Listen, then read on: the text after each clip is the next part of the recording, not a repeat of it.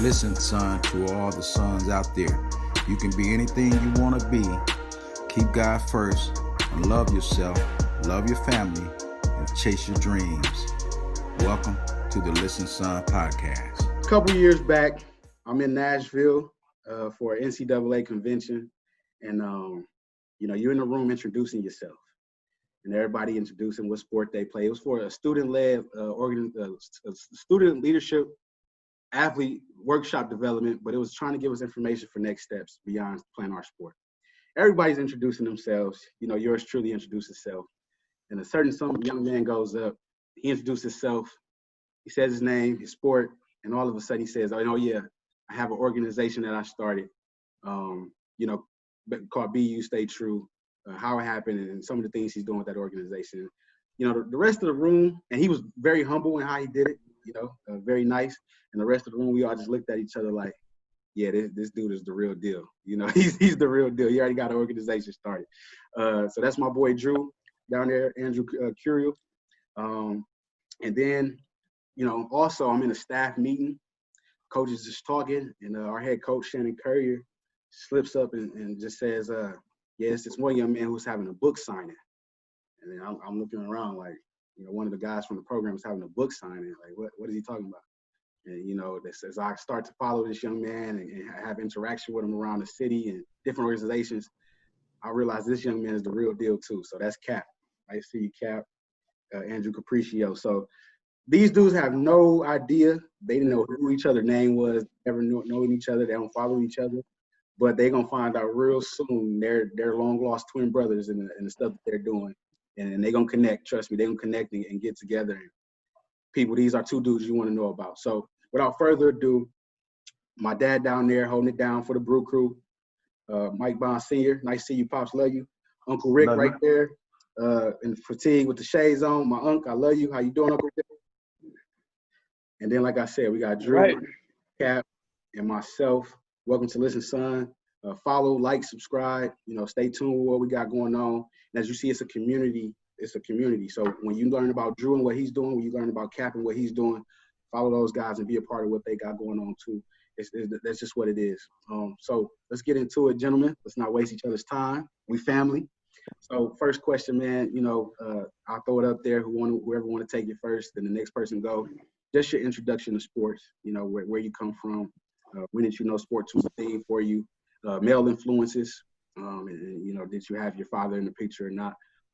Just start us off. Let's get acquainted. Who want to go? Absolutely. Cap, I'll take this one. You can start off the next one. So I'm from the Bronx, New York. My name is Andrew Curiel. I go by Drew. Lived in the Bronx my entire life. I'm only 24 years young. In a household full of women. My mother, my grandmother, and my great-grandmother. That's the only people that were in my life. But I had a lot of male influences at my elementary school all the way up to college. The one person that has stayed consistent in my life has been my pastor. His name is Father Thomas Dervin. He has shaped me into the man I am today ever since I was in third grade all the way up till last week Sunday when I was at church. That dude has kept me on the straight and narrow path to continue to be a leader, to continue to put in work, to continue to just be a good person in this world. And with that, I figured out my path with sports eventually, playing Little League Baseball, Youth League Basketball, things like that. And when I eventually got to high school, I had another great mentor as well. His name was Dwayne Mitchell. And that dude, he is one of the best high school basketball coaches ever. He coached at Rice High School with Kemba Walker while he was there. And when he came to Scanlon, he changed the program around. We were 0-12 in 2011. And then that year changed. We went up to the State Federation Championship, which is the highest level in New York State. And we won that. So I always learned about hard work and seeing that hard work pay off, which eventually pays off into work, into relationships, into social life, anything like that. And with that, I've taken basketball to Ireland. I got the opportunity to pursue a master's degree abroad for free, like I always talk about with Mike. And it's just been incredible to see. And every time I continue to reflect, whether I'm at church or just by myself doing what I got to do, I always see that relationships have always come from the game of basketball. And it's ridiculous to see. I wouldn't be on Listen Son podcast without basketball, without going to that NCAA convention, meeting Mike and having those experiences. And with all of that, I want to continue to give back. So for the past 6 years, we've been doing BU Stay True, which is my nonprofit organization that I started with my college roommate, Francisco Nico Zeno. And we've been doing it for 6 years. We teach the fundamental aspects of character building in the youth through sport. So that's what we're good at, and we teach the life lessons that we've experienced, whether it's high school, AAU, youth league, college, pro, whatever it's like. But we do it through sports to connect with the kids. And this past year, we just did a virtual basketball camp. You know, we didn't think we were going to do that with COVID, but we ended up doing it. We had to do the work, and that's my new motto right now. With this 2020 is just do the work. So that's a nutshell about me. We'll definitely get into the rest of it. Kat, you got it. Thanks, Drew. Yeah, for myself, completely opposite side of the country. I grew up in a town about 25 minutes from Phoenix, Arizona called Fountain Hills. Grew up in a household of a lot of people. We had 9 people at times, but it was myself, 3 brothers, mom and dad, grandparents both living with us at times. Had some cousins there at times as I grew older, teenage years. But myself, I started playing sports at the age of 5. The first sport I played was soccer. I think I just got forced into it. I was scoring like 6 goals a game, but I didn't even have fun. I was not enjoying it at all. So I played 1 year of soccer, immediately got into flag football. From there, it was a wrap. I mean, I've got a memory in my head of being in, I think, 2nd grade, telling my dad that I wanted to play college football. It was something that it came natural to me. It was not something I ever had to think about. I just loved playing sports. It was kind of my escape from school where I didn't have the best experience, but I played every sport growing up, basketball, baseball, football, soccer, wrestling, track. High school really transitioned into being kind of a 2-sport guy, football and wrestling. Lost the state championship in wrestling my senior year, broke 7 school records in football, had a lot of success. Went the junior college route as a walk-on. Went to Concordia University up in St. Paul. Is how I got connected to Coach Bond up here. I'm currently in Minneapolis, work for Minneapolis Public Schools, community education. I've been a youth development professional ever since I graduated school. That's really my passion. I see a lot of myself in all the youth. I always tell myself, I'm like, well, let me think about this. I got to work 40 hours a week. I could work with a bunch of grumpy adults that don't like their job, or I could be around a bunch of kids that are the bright, shining part of the country that, not everybody gets to be around all day. So for 40 hours a week, I'm running around with my head cut off, trying to help kids. Love what I do. Sports are a huge part of what I do. I learned a lot of lessons in life through sports. A lot of the biggest obstacles, most adversity I faced was through sports, made me a stronger man, made me a better man. And, I did have my dad in my corner the entire way. He's still around down in Arizona, one of my greatest supporter. I owe just about everything in my life to my father, my mother as well. But and similar to Drew, funny enough, I started a nonprofit organization a little over 1.5 years ago now. What we do is kind of bridge the gap between high school and college athletics, focus mostly in public schools in Minneapolis, teaching them all the skills that I'm sure Drew we could all attest to we didn't have when we got to school. So I'm talking about financial literacy, time management, mental health, leadership, character, academic success. It's really just the whole 9 yards. So that's my introduction. That's kind of the nutshell story for myself. But yeah, it's a blessing to be here. I'm looking forward to the Listen Son podcast. Appreciate what y'all do. It's really important. So looking forward to it. Give that name for your organization too. Just throw it out there. Oh yeah, Blessed to Announce organization. How could I forget? Blessed to Announce project, BTA. It's kind of what we go for short. But yeah, Blessed to Announce project. That's where you'll find us. Nice. I think it's on my cool uncle down there to deliver the next question for these guys. Uncle Rick. Yeah, gentlemen. Thank you for coming on today. Welcome to the Listen Son podcast and taking out some time in your day to be with us. And I get straight to my questions. My question is directed to both of you young men. From the starting point, now it's activated. What has it been like actively running these workshop camps and engagements for the youth? And any one of you can step in right away. This is my turn to start with this one.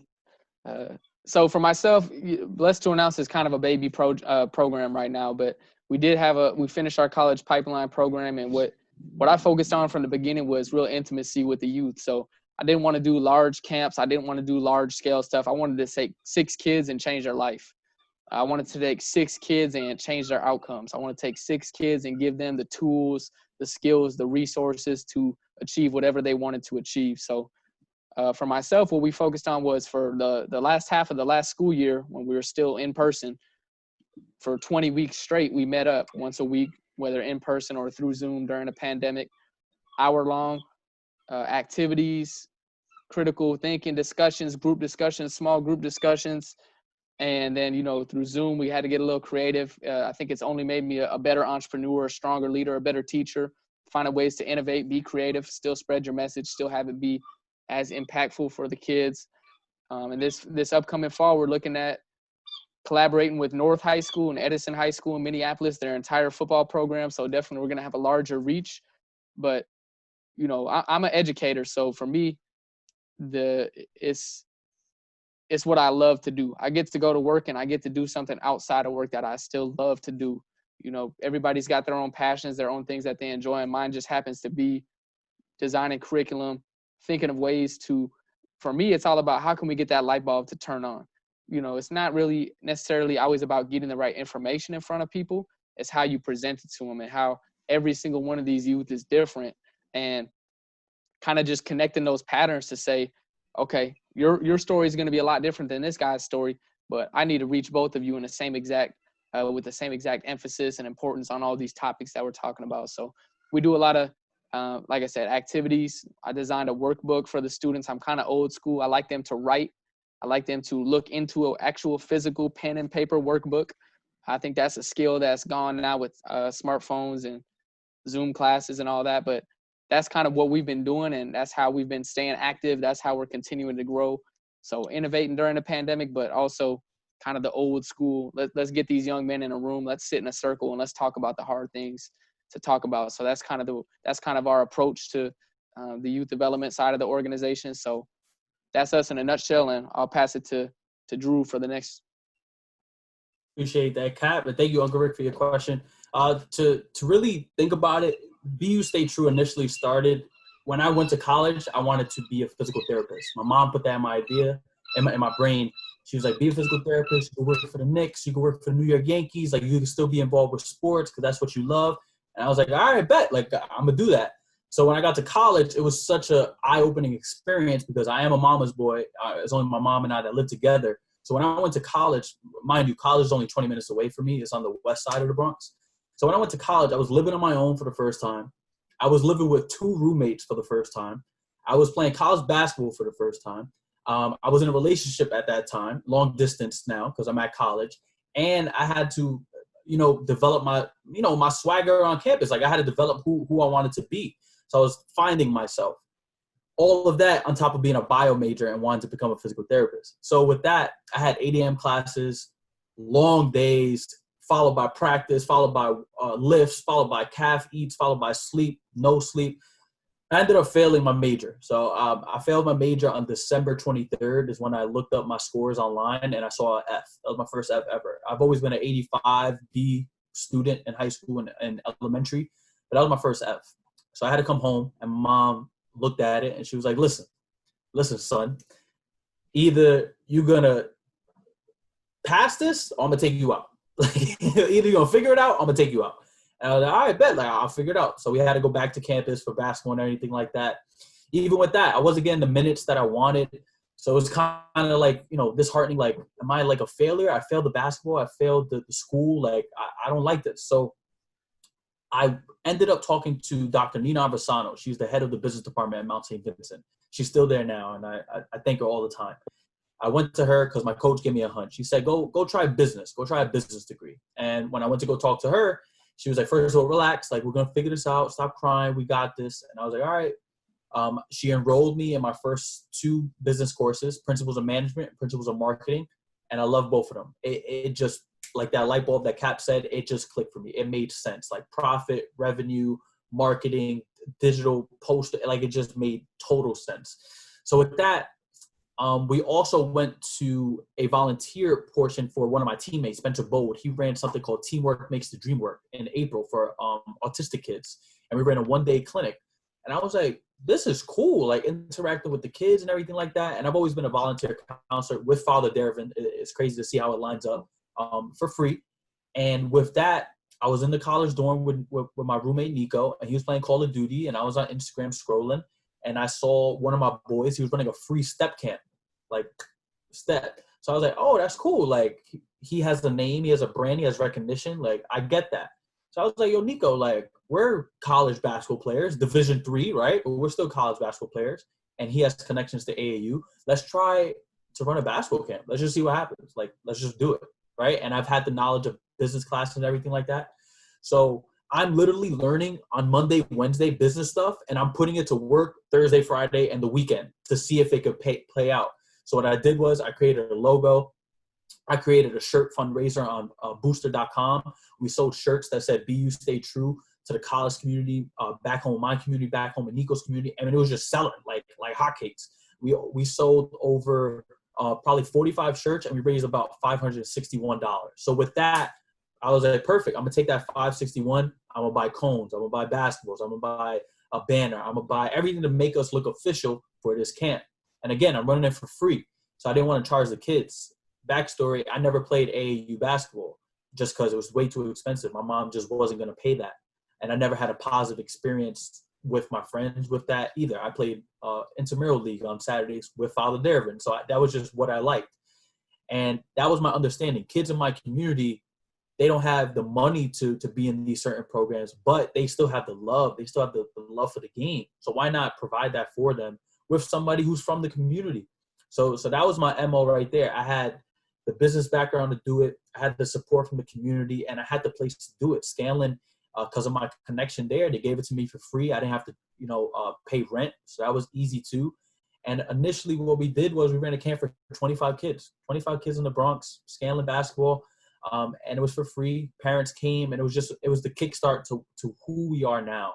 And it's just been remarkable to see what we've done, and we'll get into it later. But a small little basketball program has turned into my life's work now, my life's mission. Outstanding information from both of you guys. Thanks for that information. Another question I have for both of you guys. When did you know that you wanted to play collegiate sports, or even at the next level if you had that dream? Yeah, I think for me, and then I'll pass it over to Kat. Thank you for your question. I think it really realized for me my junior year when Coach Mitchell came in, because he had to ask for he put players in the NBA through his Gauchos program in NYC, and I never had the aspiration to go play NBA. I always had the aspiration to play pro overseas, because I think that's the difference. Like kids in Europe want to play in America, and kids in America want to play overseas. It's just I don't know. So with that, I noticed he was getting players to a higher level, and like he has this resume. I'm not going to be one of the kids that's not on that list that he didn't put in a better position than when he started with them. So that was kind of like the start to me. But then it was also just seeing that positive reinforcement around me. I saw players go D1. I saw players go D3. And I was like, I want to play college basketball. Like, I got to figure this out. I was not recruited by any school in New York City or any other state in the country. But my last basketball game was at Christ the King High School, really big high school in New York City. And we ended up losing, and I was very upset. And I said goodbye to my teammates, and I went out the back door to go to the parking lot where my mom picked me up, and we just left. I was just, heartbroken. High school basketball was over. I don't know if I'm gonna play college basketball. I also didn't know what college I was gonna attend either. And with that, I got a phone call from my teammate, German Castillo, and he said, hey, like the coach from College Mount St. Vincent wants to talk to you. I was like, for what? Like, we just lost. And he was like, no, like, we recruit you. Like call him. I was like, I bet. So I called him the next day. Long story short, we set up a visit to the campus. Loved it. It's beautiful. And then he eventually sold me an idea of, like, we want you to come play basketball for us. We're going to have a big recruiting class. And I looked at my mom and said, listen, like, this is an opportunity to go play basketball. It's an opportunity to stay in the Bronx. It's an opportunity for you to still come to my games. It's an opportunity to stay close to home. Financially, it was perfect, and it just made sense at the time. So it was just like, that's where the college basketball aspect came in for me. What about you, Kat? Okay, real quick, I'm gonna jump in. Cool. I have to say this. I can't let this slide. You said the New York Gauchos. I remember the AAU team. Correct. You're 4 years younger than my son. We played the New York Gauchos in the LeBron tournament for the championship. We lost, but we played them for the championship in the LeBron. I have to just throw that in there. Yeah, absolutely, absolutely. Yeah, they are a tough program. Yeah, Small world. Yeah. yeah. For myself, like I said, I kind of already, I knew I wanted to play since I was 6, and it almost became an obsession in high school. I got, in my community, I think only one person had ever gone to play college football from my high school in about 22 years or something like that. It was something that was so, there was no standard. Like, that was not something that people aspired to do. It was just not something that was achievable in most kids' mindsets. For me, though, I remember being literally like 13, 14, being obsessed with it. I mean, I'm coming home from practice. I'm on Google all day, just Googling how to get faster, how to get stronger, explosive football workouts. For Christmas, for birthdays, I'm asking for books, like exercise science books when I'm 14, trying to gain weight. I'll share just one story. I think this is the best one to just kind of express kind of my desire to go to that next level. I did this GOMAD diet, which, if you haven't heard of that, it's GOMAD, GOMAD, gallon of milk a day. And Oh, my junior year, I want to say, at high school, I got like a trend started at the school, because so the first day, the concept is you drink an entire gallon of whole milk in a day, every day for 21 days straight. So the wow. first day, I wake up at I typically woke up at 5 to get ready for the bus and all that. And I get up and I'm like, wait, how do I do this? I'm like, do I bring the milk to school, or do I just drink a bunch of milk and then get on the bus and then come home and drink the milk? So the first day I'm like, nah, I can't get on the bus with a gallon of milk. So I'm in the back room. I'm on YouTube. I drink like more than half of the gallon in like an hour and 30 minutes. So I'm like, it feels good. I feel all right. I get up, I walk to the school bus. The doors just do the double door open, and I just yak right in front, but not on the bus, And the bus driver just looks at me, because it was just milk. It didn't look like regular throw up. He's like, I was like, I'm good. Got on the bus. I finished it. I did 21 days straight, gallon of milk. I gained like 23 pounds, and a lot of it was fat, but I went from being about 160 pounds to 180 something. It was funny. We'd have half the football team in class like 3 days later with big water bottles full of milk. And the teacher's like, what's going on? And so that's just one small story. I had a dishwashing job in high school, Googled personal trainer Phoenix, showed up to a random field, never had been there, never met a guy, showed up to get a trainer, started doing 2-a-days my entire year going into my senior year. Like I said, I was obsessed with getting to that next level. And when I really didn't get those opportunities after high school, my high school graduation, my own defensive coordinator came up to me, my cap and gown, and asked me what my plans were for the next year. And I was lost at that point in my life. I mean, I had lost 25 pounds. I didn't have any recruitment. This is after breaking all these records, first team All-State, leading the state in categories of statistics. But I was kind of undersized, and it was late for me. I didn't even start as a junior in high school. Didn't even start. But I just kind of persevered. I was thinking about joining the military. I was thinking about not going to school. And I told myself, I was like, okay, you did the gallon of milk thing. You did the dishwashing. You did the trainer. You did everything you said you wanted to do. Don't stop now. And I just went to a local community college tryout, walked on. And this is something I always tell youth, with if you know what you really want in life, it's not hard work. It's not difficult. It makes every decision easy. And for myself, from my last snap in high school in a game to my first snap on defense in college was 1,079 days. So I tell that to people who say, why am I not starting yet? I did this, I did that. I said, well, for 1,079 days, I was washing dishes, delivering pizzas, 19 credits, 6 a.m. workouts, all of that. Going to a call center after practice, Friday nights after dinner. And I was doing all of that at a community college. I mean, we didn't get gear. There wasn't no females jumping on you on campus. There wasn't no sold out stadiums. I mean, this is like an empty bleacher, grass field, JUCO situation. But I had known my entire life. I was so, even at junior college when I wasn't playing, everybody was kind of laughing at me. And I always was just like, yeah, it's funny. It's funny now. I'm like, I know I'm gonna go somewhere. I know it's coming. I see what I'm doing, and I know it's coming. So that was kind of my entire mindset.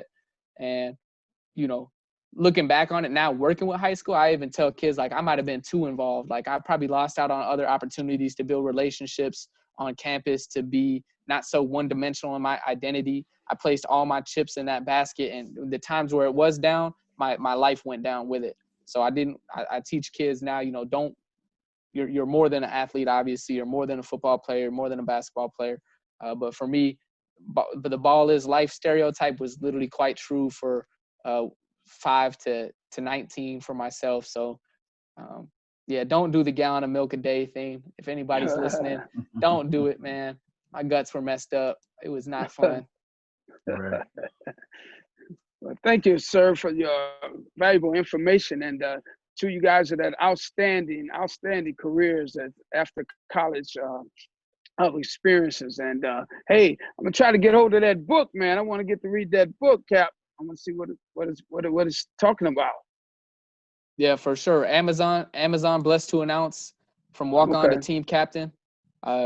Absolutely. Yep, it's on Amazon. It's only $6.99. Try to make it that's the lowest they'll let me price it. So try to make it accessible. Blessed to announce, from walk on to team captain, but it should come up on Amazon. All right, both of you guys keep up the great work. Thank you. Thank you. Appreciate it. Thank you.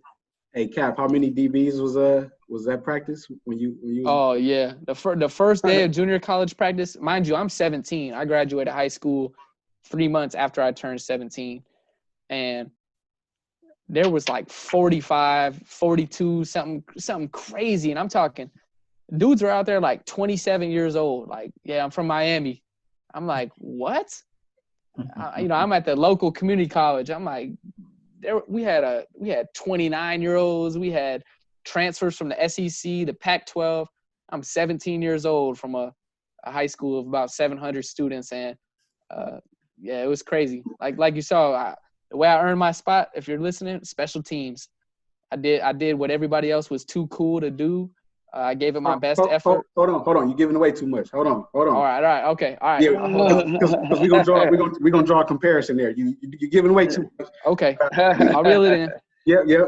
Pops. Go ahead. I know we gotta let you in here. We gotta tag you in. Go ahead. Let the people hear your question for them.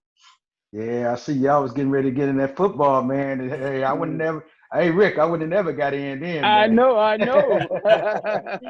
Cap sound a lot like MJ, man, and Money.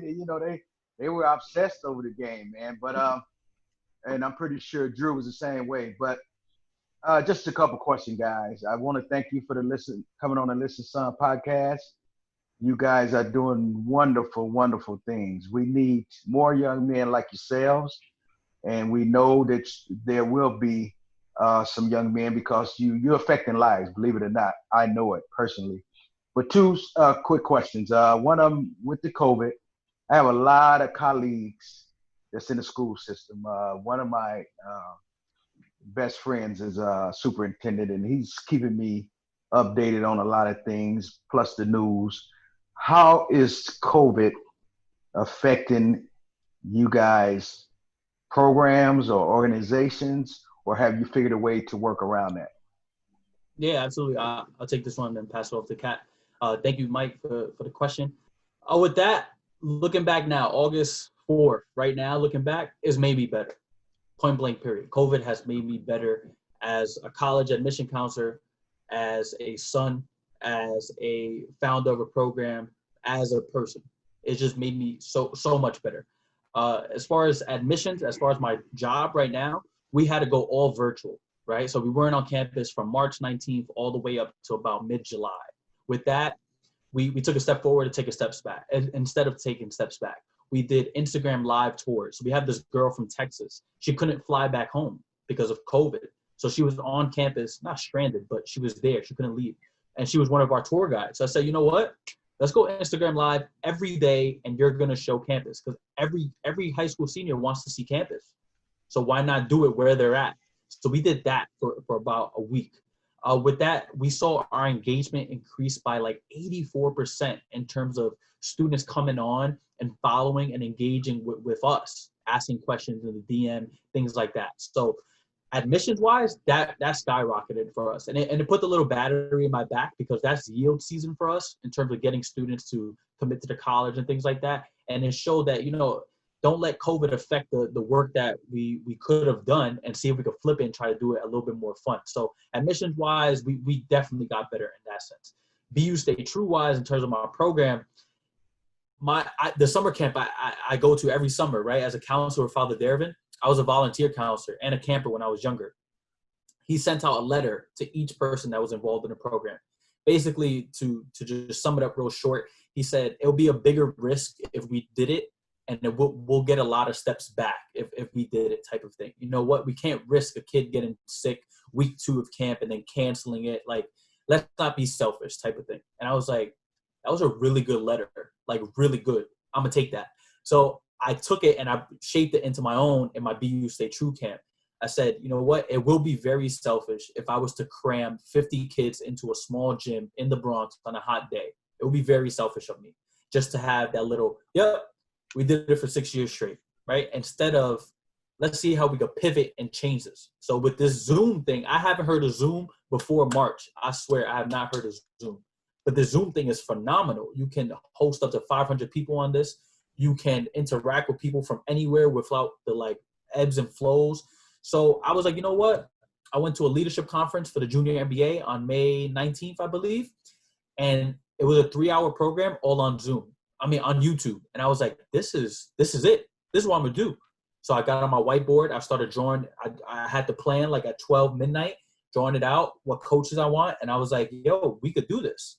We can record the segments, 15-minute segments, 20 minutes here, 10 minutes here, chop them up, put them all together. I don't have a Mac computer, and that's like the best one for editing and stuff like that. My school does. Went to my school, boom, boom, boom, put it together, put it on YouTube. That took about like 6 weeks. But I could do it because I was home from COVID. I didn't have to I didn't have to waste 8 hours at Mount St. Vincent working.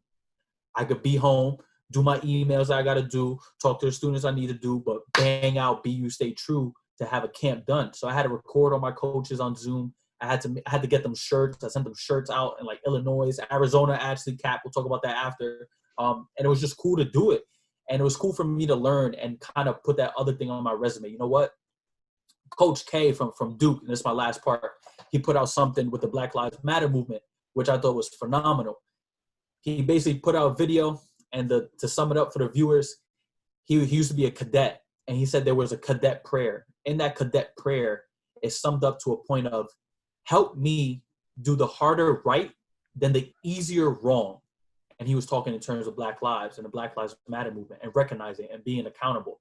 And that's what drove me to do the BU Stay True Camp on Zoom and made me a better leader, person, editor, videographer, whatever you want to call it, because I chose the harder right instead of the easier wrong. And I think with COVID, you can see who chose the harder right and who chose the easier wrong.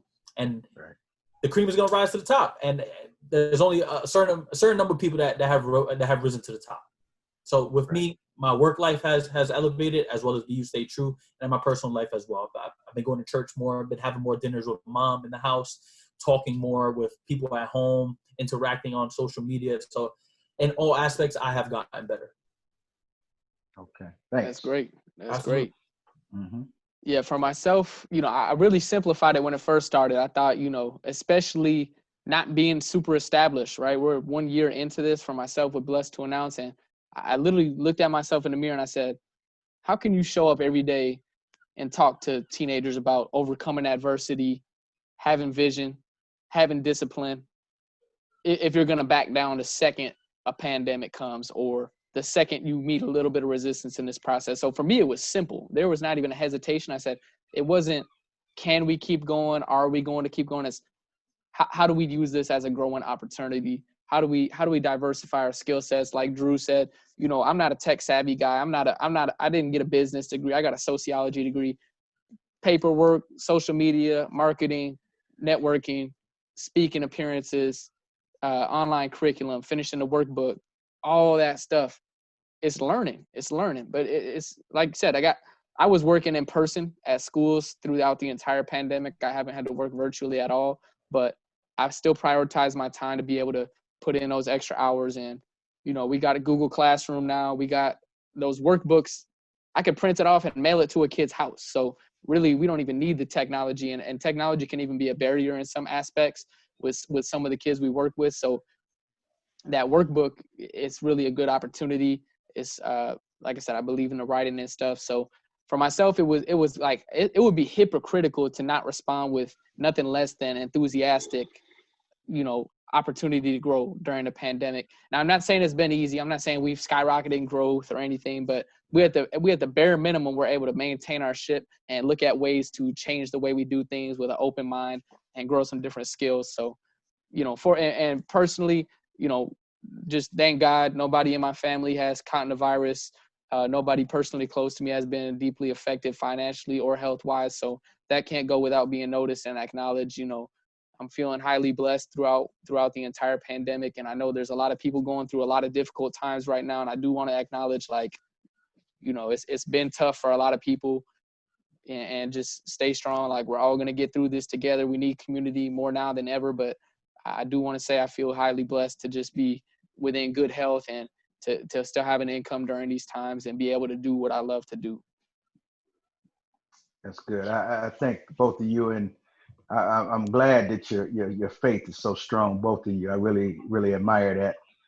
My second question, I don't want to give my age, man, but early 20s. My brother-in-law and I went to Atlanta, and we knew this guy, and he was printing T-shirts, and we were working full-time jobs, but it's like a light bulb went off. It's almost like Drew said, a light bulb went off. We seen the hustle that he was getting in, and we were like, we can do this. We can do this. We brought the idea back to Milwaukee with his approval. He was like, I'm in Atlanta. Y'all do whatever y'all want to do in Milwaukee, So we sold T-shirts, man, and we grew and grew, and it was like a passion for us. Now, we were early 20s. Now, just say you have someone in your camp or organization. Just say you have a young man that says, or a young lady that says to one of you or the both of you, my parents are not supportive, or I really don't have my parents. I'm not athletic, but I'm fascinated about what you guys do, your organizations. What advice can you give them and prepare them to go that direction? I could start with this one. The good news is, for any kid that feels any kid doubting their athletic ability or their self-efficacy, their self-confidence, is not something that's permanent. It's not something that can't be changed. And we would be there to support them and help them throughout that process. But one of the first things we do is, I don't care if you play a college sport or not. I could not care less. I do not care if you go play a college sport. It would make me happy to see that, if that makes you happy, but we're going to help you be successful and, find fulfillment in whatever it is. So if a kid were to come to me and say, I'm interested in Blessed to Announce Project, I'm interested in nonprofit, I'm interested in cooking, I'm interested in music, I'm going to connect them with somebody else that's going to be able to bring that vision to life if I can't do it myself. We're not a sports organization. Football is just a game to me. I love it. Changed my life forever. But I think people definitely get a misconception if they don't take the time to get to know me. Football is not a huge part of my life at this point. It's a way for me to connect and build relationships with people, specifically the students that I work with. But I want to work with volleyball. I want to work with softball. I want to work with baseball. I want to work with track. I'm youth development. So, building confidence in a kid, there's many different ways to do it. It's not easy. It's not an overnight process. There's no magic pill to have a growing teenager in tough circumstances, like you mentioned, without the support at home, without that guidance in their corner. And that's the role that we're fulfilling. So I just see that as part of the job. And, takes a lot of effort, takes a lot of intentionality, takes a lot of the right skills. But working in schools, being an educator, being around kids all the time is something that I've grown to kind of develop in myself. So, I don't care if you go to play college sport or not. I don't care what you're interested in. It could be sewing. I'm gonna help you become a great sower, because the principles that we teach are universal. It's about becoming a better human being, a better community member, a better family member, a better parent, better sibling. So that's on the bottom of the food chain for us, helping, unless of course that is their main priority. Then of course we're gonna help support them in that. But that would be my answer to that kind of question. We're kind of more the holistic. We'll be that support system for you if it's not there. If it is there, great. We'll supplement it.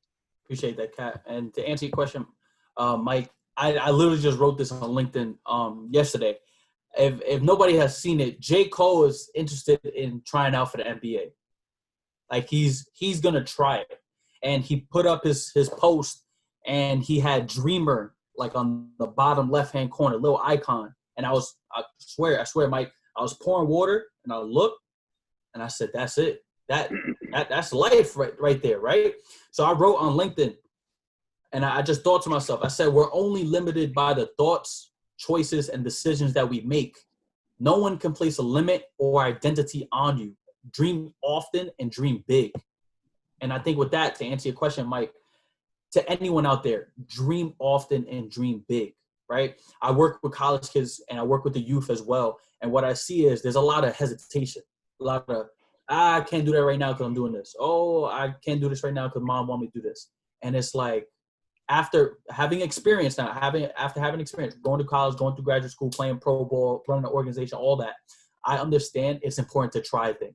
Just go do it, right? Because when you go try things and when you go do it, what do you get? You get experience. You get a lesson. Then ultimately you're like, you know what? I didn't like that because I already did it. I'm good. On to the next thing. I'm on to this. Oh, I'm just trying it out. Boom, boom. Oh, I like this. I'm going to keep doing this. And then you find out something else to do. So with that, I think it's dream often, and dream big. And I'm going to tie it back into the brand. It's ultimately just be you, right? It's easier to do things and to be a part of things, be a part of organizations, be a part of podcast conversations when you're just being yourself. Because ultimately, that's going to direct you to the people that you want to be connected with. That's going to connect you with the people that you want to work with. That's going to connect you to the people that you want in your life.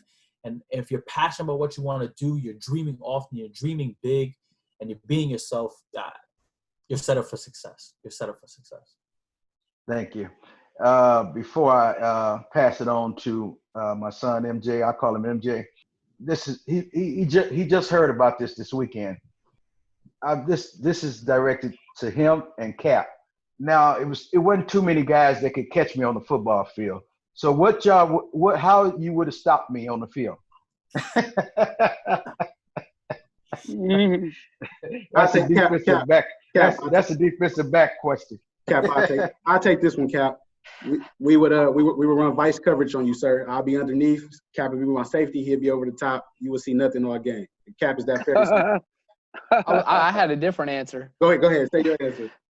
I was gonna say I would have let you just sleep on me just like everybody else did. I would have just been humble, and then I would have just did what I normally do and just play ball. There you go. Okay. You won't catch me talking on the field. I'm quiet. He would have been him, stayed true to him, and he would have been blessed to announce his what he did to you that night on the field. Great answers, guys. Yeah, I was surprised. Not surprised, man. We all know we get certain stuff from our genetic pool and things like that. So it was good to hear how dynamic my father was back in the day, and I heard some stories about Uncle Rick as well. So.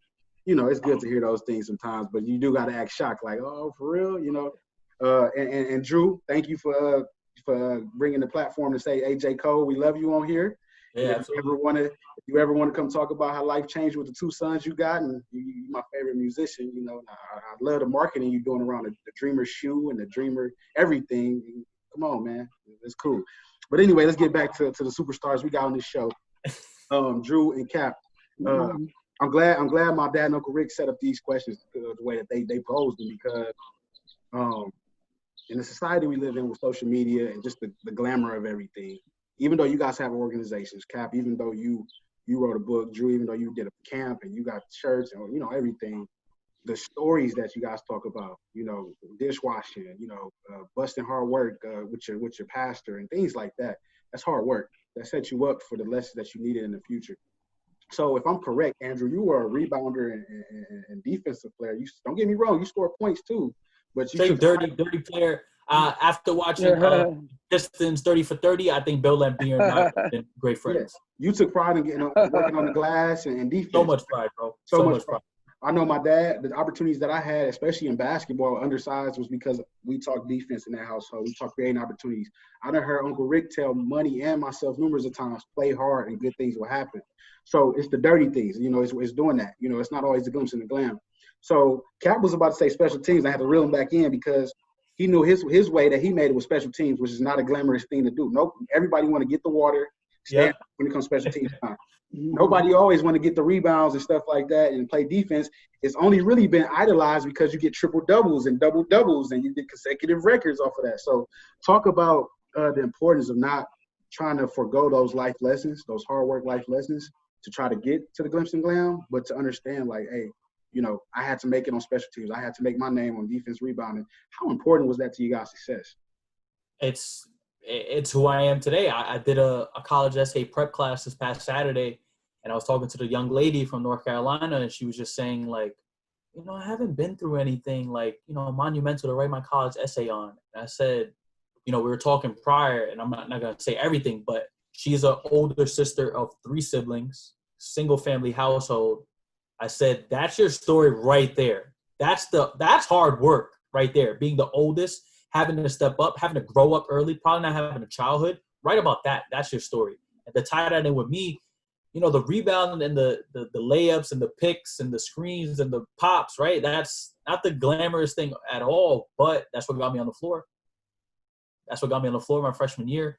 That's what got me recognized. Like, all right, he's consistent. He could get a couple rebounds here and there for our star player while he gets a break. Then sophomore year, grow up a little bit more. All right, he could set the screen, hit a little mid-range pop. Consistent with that as well. Okay, junior year, now he's being a leader. He's speaking up, holding people accountable while still doing the rebounding and the mid-range pull-up. Senior year, extend to the three-point line now, making big-time shots, helping the team win, get to semifinals, games, things like that. That's consistency, right?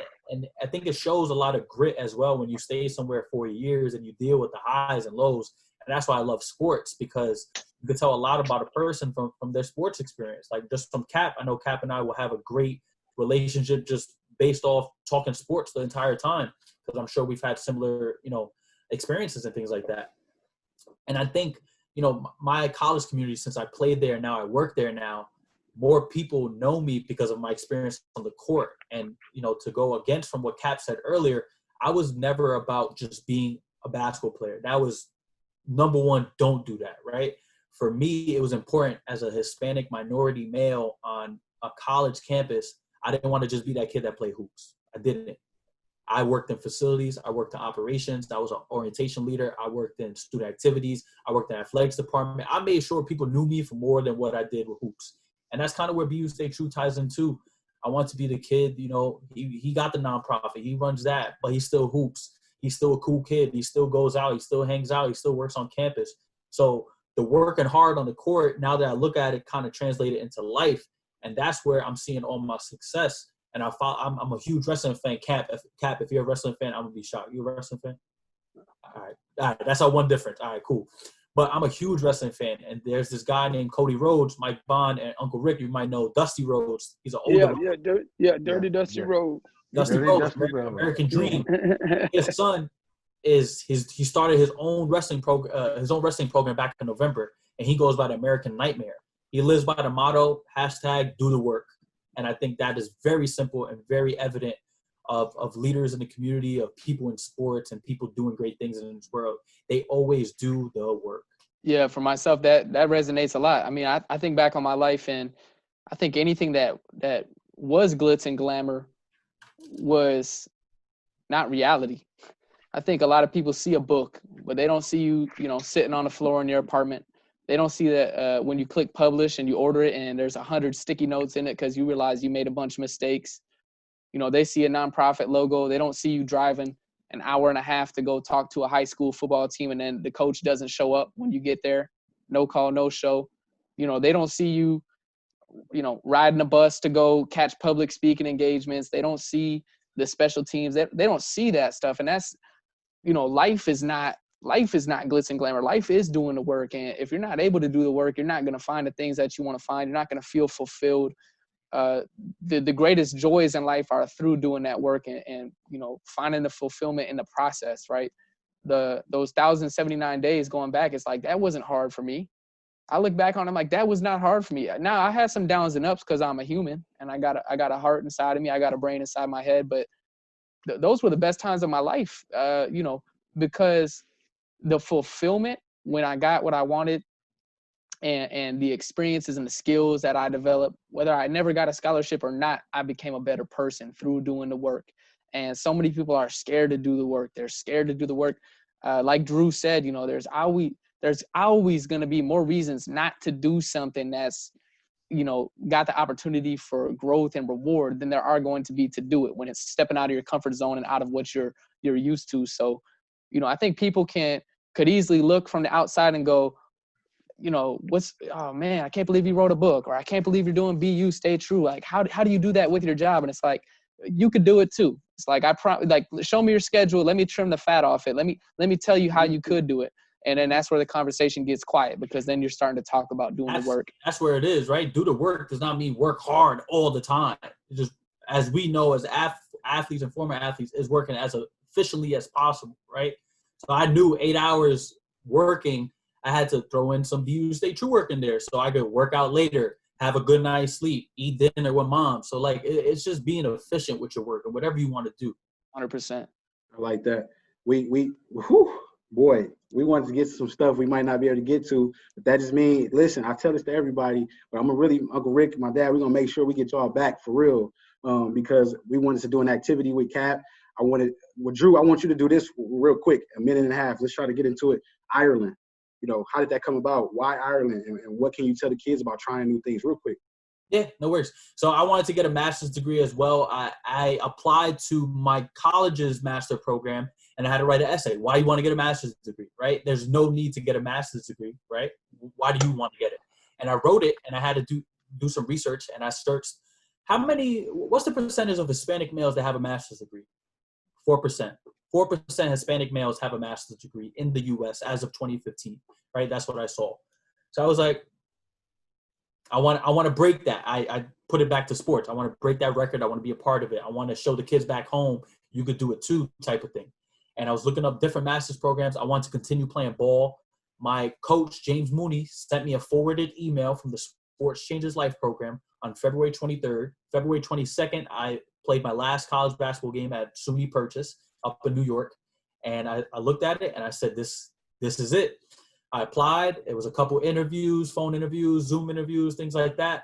I got in the week of my graduation, and I was set on going to Ireland to play professional basketball, play collegiate basketball, as well as pursue my master's. And, I looked at it like this, Mike. I did everything I could have done in the Bronx, in New York, at Mount St. Vincent. I played ball, started a nonprofit. I worked with the youth. I worked in different communities, had great relationships. I did everything I could at Mount St. Vincent. There was no more level for me to grow. Why not go to Ireland? Why not? And it was the greatest experience of my life in terms of meeting new people, learning that there's a different culture and people live differently, and to understand that and to be okay with that. I've taken a couple things from there and I use it now. Like, I still say cheers as a thank you in like my emails and my conversations and things like that. Beer is like one of my best friends now, under correct maturation and everything like that. But one of my best experiences playing overseas and being there for a year too, away from mom, growing up. I could never study abroad because of basketball season. So I took that opportunity and ran with it, and best experience of my life. Thank you so much for that, man. I know me and my dad kind of talked about it, but I let him know quick I wasn't going overseas. So I'm glad to see somebody had the strength to do it. Cap, I actually want to give you a minute because, I know where we at. We got about 4 minutes. Introduce that no card activity. And when we do get you guys back, we can all talk about the no card activity. Yeah. Just introduce it, Cap, and tell what it was and how impactful that was when you did it with the team. Just, real quick. So I've done this at about 5 or 6 programs now. Real quick, essentially I'll give everybody on the team a note card, give them a pen, say write down 3 things that if you write them down, they're guaranteed to happen over the course of the next year. If you write it on this note card, it's going to happen, no questions asked. The first thing I got to tell kids is you can't write go to the NFL if you're a sophomore in high school. Talking about 365 days, what do you want to happen? And typically, you know, I'll cut to the chase. So I'll say, raise your hand if you wrote a football goal down. 100 hands go up, 60 hands go up, whatever. How many ever kids are in the room, all their hands go up. Raise your hand if you wrote down an academic goal. Everybody's hands go up. You know, raise your hand if you wrote down a financial goal, a leadership goal, something related to, you know, becoming a captain or getting a better job or something like that. Not everybody, but about 80% of the hands go up. You know, pause for a second. Then I say, you know, raise your hand if you wrote down, I don't want to lose any loved ones in the next year. And without fail, every time I do the activity, there might be 2 or 3 kids that wrote that on their note card. I say, look around. I say, you know, you want to be an all-state football player. You want to get a 4.0 GPA. You want to become a captain. You control that. You know, you control that. And so many times people focus on, you know, that's doing the work right there. It wouldn't feel great to if I told you tomorrow you're going to win a state championship, you're not going to go to practice. You're not going to want to play in the games. That's not cool. But you can't control your family's health. You can't control strategy. So, you know, it puts things into perspective, that activity, because people are always thinking about the wrong things, and it's never related to anybody else. It's never lift my brother up. It's never change my campus. It's always 3 things directly, me, and it's always things that you control. So if any of you got a program, you can run it with coworkers, you can run that in school, you can run that in a business place, you can run that at a youth development program. Yeah. Hey, we're gonna be doing it. I'm pretty sure at BU Stay True now. I know we already doing it at Blessed to Announce, and we're gonna be doing it on the Listen Son podcast when we get you back. So I know you already gave away the secret, so we all should pass. But you know, that's a good activity, man, for you young youngsters out there. Just, you know, people together. If you could do it, Drew can do it right now with his mom and his grandma. You know, with people, and you know, we all can do that with our loved ones, man. We can grow from each other. So if you watch this about 45, 50 minutes, and you did not take away anything from these awesome dudes who I've got to network with, partner with, call family now, you missed out. You know, my boy, what's up, baby? That's money here, baby. Y'all thought money wasn't a part of the Listen Son family. He's still here.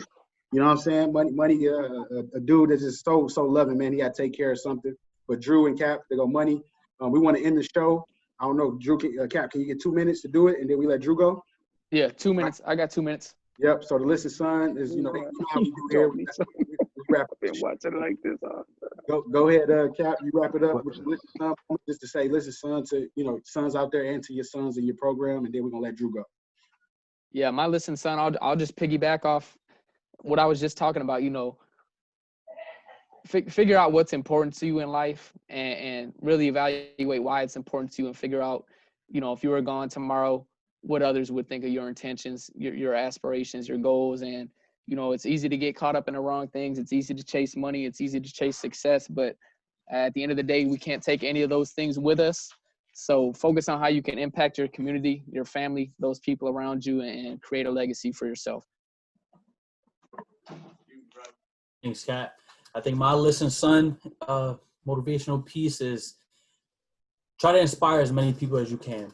Right? People are always watching type of thing. I know Kobe Bryant had a great quote. I don't know it directly, but I put it in my email signature right after his death this past year. He was such a big motivation. I got his book right here, and I've been reading that for the past couple of weeks.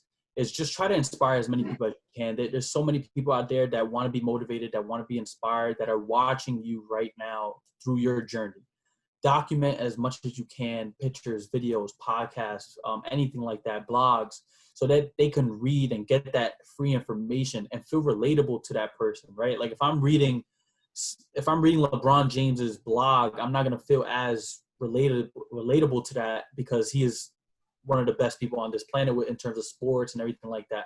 But if I'm reading Mike Bonds, or if I'm listening Mike Bonds listen to some podcasts, I'm starting to get, you know, a little bit more knowledge from someone who had a father in his life, or has an uncle in his life, that has homies back home and things like that. So it's more relatable to me. So continue to do the work, continue to be you, and continue to inspire as many people as you can. Thanks once again, my fraternity and sorority of listeners of Listen Son podcast. Please, women and men, please like, subscribe, and share. Continue to support our goals to connect untold special real life stories.